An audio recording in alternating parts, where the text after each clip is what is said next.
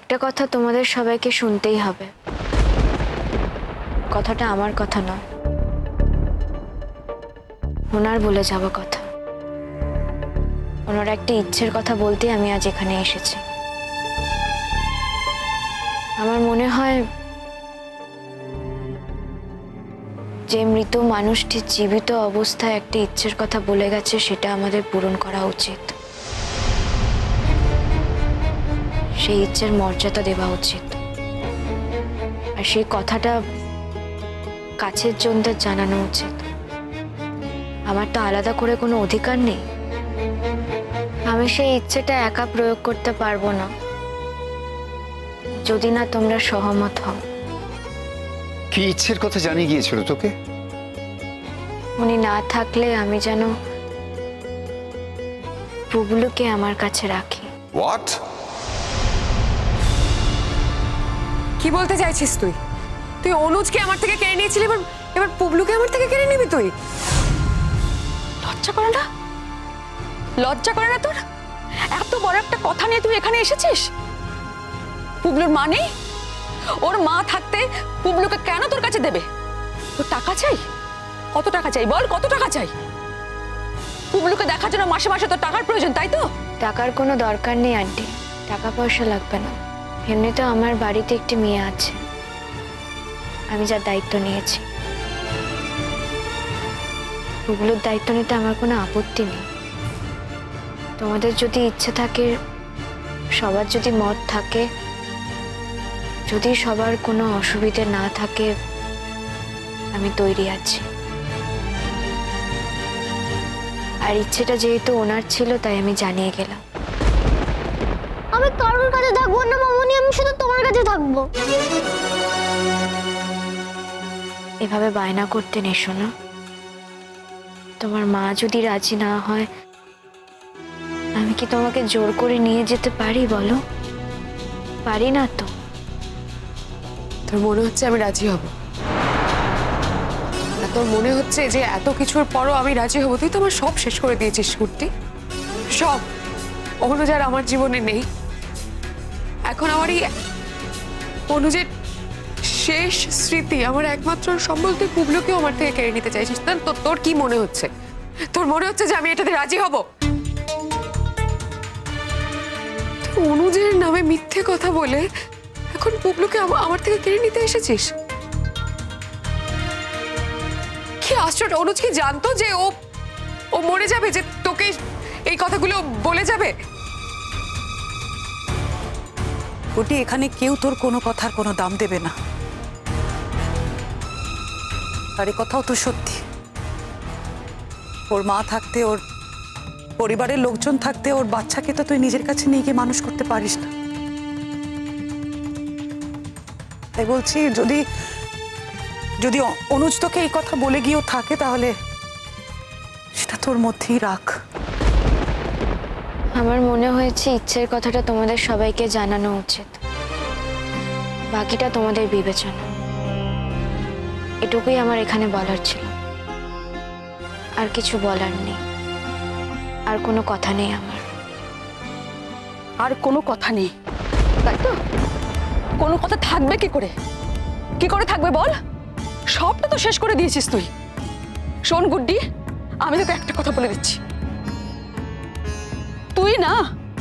তুই জীবনে সুখী হতে পারবি না। তোকে আমি অভিশাপ দিচ্ছি। আমার মেয়েটার জীবন যেরকম শেষ করে দিয়েছিস তুই, তোর জীবনটাও একেবারে ধ্বংস হয়ে যাবে, শেষ হয়ে যাবি তুই। আমার মেয়েটার কাছে তবুও তো শ্বশুরবাড়ির লোক আছে, কিছু মানুষ আছে।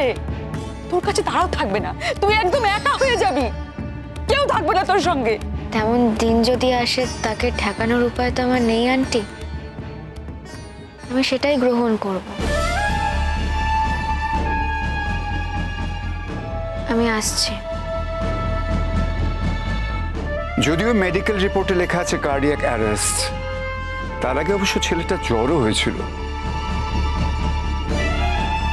সময় মতো নিয়ে গেলে হয়তো ওকে বাঁচানো যেত। তুই যখন এতই করলি গুড্ডি, ছেলেটাকে একটু সময় মতো নিয়ে যেতে পারলি না হসপিটালে? আশেপাশে কোনো হসপিটাল ছিল না, সবটাই অনেকটা দূরে। রাত্রিবেলা হয়তো অনেক বেশি শরীরটা খারাপ করেছিল। আমি তো রাতে আসতে পারিনি, সকালে এসেছিলাম। চেষ্টা করেছিলাম, সব রকম ভাবে রক্ষা করার চেষ্টা করেছিলাম, তবু শেষ রক্ষা হলো না। মানুষটাকে চলে যেতে দিতে হলো। চলে যেতে দিতে হলো না গুড্ডি, তুই ইচ্ছে করে অনুজকে মেরে ফেলেছিস। এর কোনো উত্তর আমার কাছে নেই। তোমার এই বিশ্বাসটার দাম হয়তো তোমার কাছে আছে, কিন্তু পুলিশ, হাসপাতাল কেউই বিশ্বাসের দাম দেয়নি। একটা কথা জেনে রাখো শিরিন দিদি, তুমি যাই কল্পনা করো না কেন, অনুজের সঙ্গে প্রথমে আমার বিয়ে হয়েছে। আর যাই হয়েছে, একজন স্ত্রী কখনো তার স্বামীকে মেরে ফেলতে পারে না।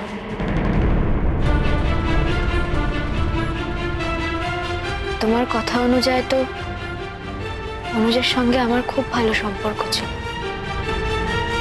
অন্যরকম একটা ভালো সম্পর্ক ছিল। সেই সম্পর্কের দিক থেকে দাঁড়িয়েও কি কোনো মানুষ কাউকে মেরে ফেলতে পারে?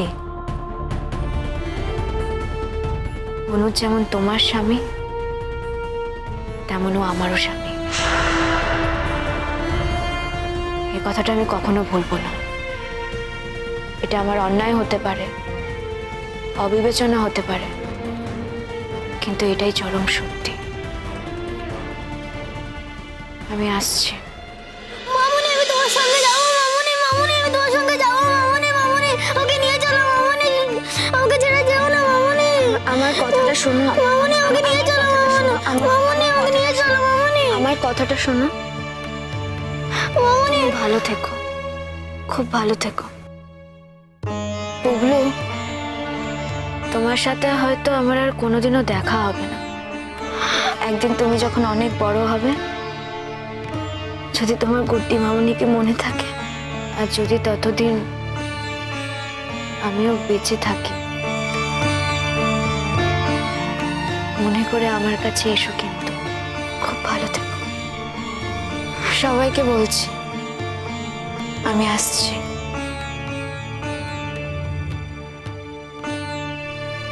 মামুনি তুমি যাও না। মামুনি আমাকে নিয়ে চলো না। মামুনি নিয়ে চলো না। মামুনি আমাকে যাও না। মামুনি যাও না। মামুনি যাও না। মামুনি আমাকে নিয়ে চলো। মামুনি মামুনি আমাকে নিয়ে চলো। মামুনি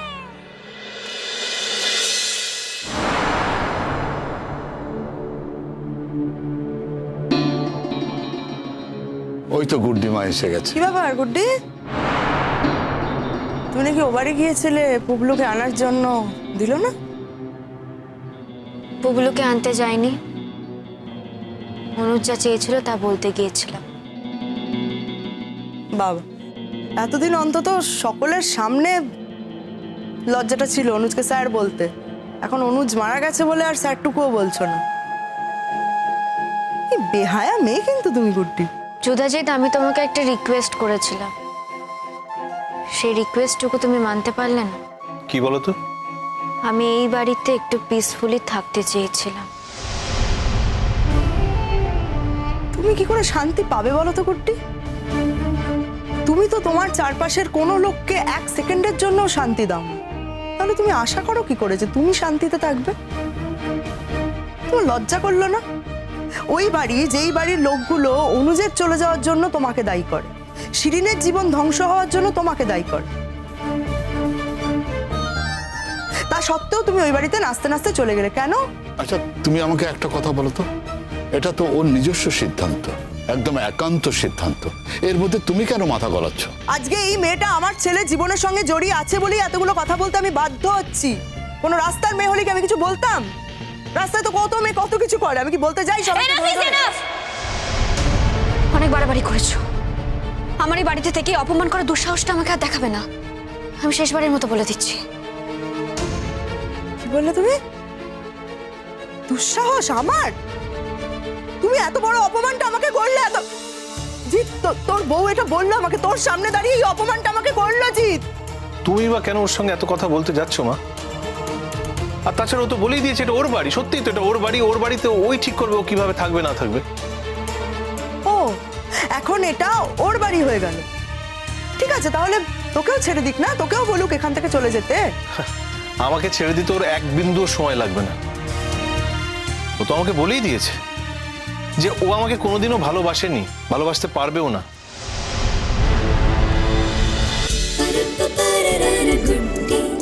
good